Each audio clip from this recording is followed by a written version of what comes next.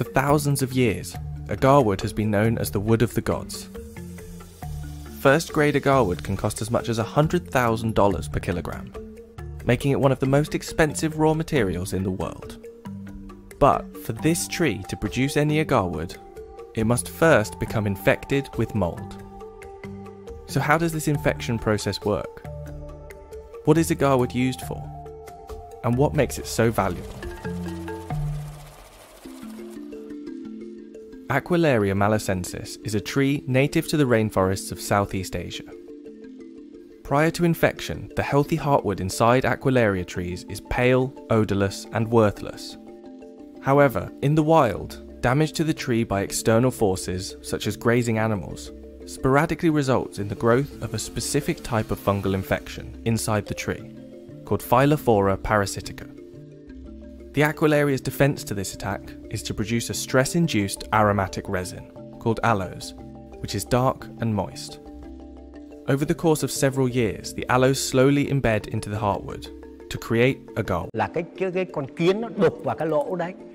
Rồi khi nó đục vào là nó gây cái vết thương, rồi nó trú ngụ ra vào, rồi nó đem những cái vi sinh vật hoặc cái vi khuẩn nó tiết ra, nó làm cho cái vết thương nó tổn thương, thì cái gió nó mới đưa nhựa nó bao lại, lâu ngày nó thành trầm.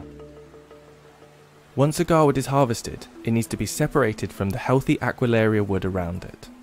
In a painstaking task that often takes hours, resin-infused chips, also known as oud, are carved out by hand. Oud chips are commonly used as incense, particularly in the Middle East, where they're burnt both as tokens of hospitality and infused into clothes and garments. Oud has become a common ingredient in several high-value fragrances, adding a warm, musky aroma. All varieties of Aquilaria trees are now classified as critically endangered, with experts estimating the global population has declined by 80% over the last 150 years. Say only 2% of wild Aquilaria trees are adequately infected to produce agar wood naturally, meaning the hunt to find natural agar wood is extremely arduous. Rồi cái tốp đấy chẳng hạn 5 người, 10 người đi có thể là đi 15-20 ngày, nhưng mà khi mà có trầm ngày nào sớm ngày nào thì về ngày đấy, còn trầm nữa hết rồi. Bây giờ trong rừng là không còn trầm. Tức là cái dân mình đã khai thác ra tận hết rồi, không còn nữa.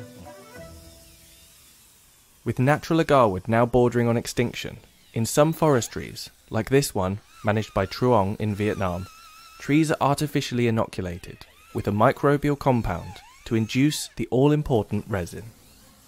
Trầm tự nhiên thì dân gian mình thường nói là nó trong thiên nhiên nó hiếm, nó khó, nên là họ chuộng. Là dân gian người ta biết là cái này làm từ con người mà ra, nên tự đánh cái giá nó thấp xuống. Agar wood was described as a fragrant product of wealth and luxury in one of the world's oldest written texts, the Sanskrit Vedas, dating back as early as 1400 BC. The aroma produced from agar wood has been highly valued by many cultures and religions throughout history. In the Nirvana Sutra, aloes is mentioned as a heavenly wood used in the cremation of Buddha. In the New Testament, Jesus' body was anointed with a mixture of myrrh and aloes following his crucifixion. And in the Sahih al-Bukhari hadith, the description of paradise by Allah's messenger includes the burning of agar wood as incense. The global market for agar wood is estimated to be worth a staggering $32 billion. But where oud was once so common, high demand has not only increased the price, but also the rate of harvesting and artificial production. By the end of 2029, the market is expected to double to $64 billion,